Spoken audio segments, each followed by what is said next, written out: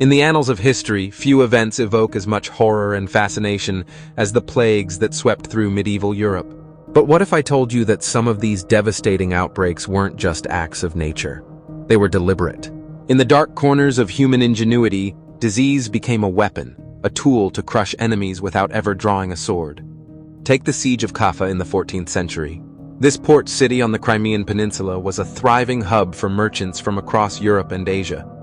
In 1346, it became ground zero for one of the most horrifying examples of biological warfare in history. The attacking Mongol army, desperate to break a stalemate, catapulted the bodies of plague victims over the city walls. The result? An outbreak of the Black Death that not only devastated Caffa, but may have triggered its spread across Europe. How did this idea even occur to them? Was it pure desperation or a calculated act of cruelty? And more importantly, how effective was this macabre tactic? These questions linger as we dive deeper into one of history's most sinister strategies, using plagues as weapons. Biological warfare is not a modern invention.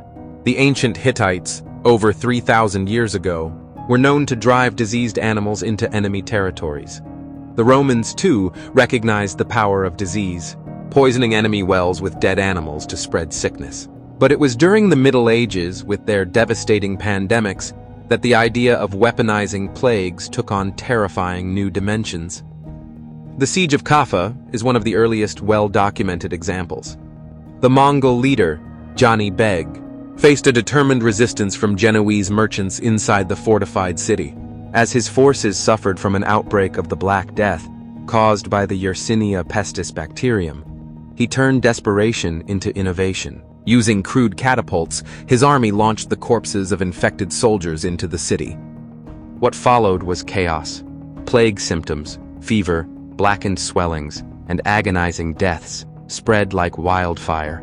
Survivors fled by ship, unknowingly carrying the disease to other ports.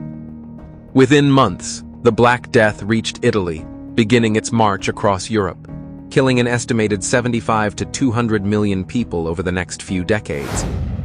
But was Caffa's siege truly the starting point for the Black Death's European devastation? Scholars still debate this. The plague had already spread along trade routes from Central Asia, but the events at Caffa likely accelerated its spread to new regions. Imagine the panic as sailors arrived in bustling ports like Constantinople and Venice, coughing blood and covered in buboes, bringing death to anyone they encountered. Even more chilling, Caffa was not an isolated case. In 1422, the forces of Tartar leader Timur Shah reportedly used plague-ridden corpses to attack the city of Karasubazar. These acts blurred the lines between natural pandemics and man-made disasters, and they raise a harrowing question. How many of history's deadliest outbreaks were the result of intentional human actions? So, did these horrific tactics work? To some extent, yes. The Mongols broke through Caffa's defenses, and the Genoese fled, spreading disease far and wide. But using plagues as weapons was a double-edged sword. The attackers themselves were often just as vulnerable to the diseases they unleashed. Modern historians and scientists have pieced together fragments of this dark chapter, analyzing skeletons from mass graves and historical records. These accounts don't just tell us about the past, they serve as a warning. The weaponization of disease didn't end in the Middle Ages. From smallpox-laden blankets during the colonization of the Americas to chemical and biological weapons in the 20th century, humanity's capacity for cruelty remains a potent threat. Thank you for watching. If this story intrigued you, please hit that subscribe button and leave a comment below. Don't forget to like the video and share it with someone who loves history as much as you do.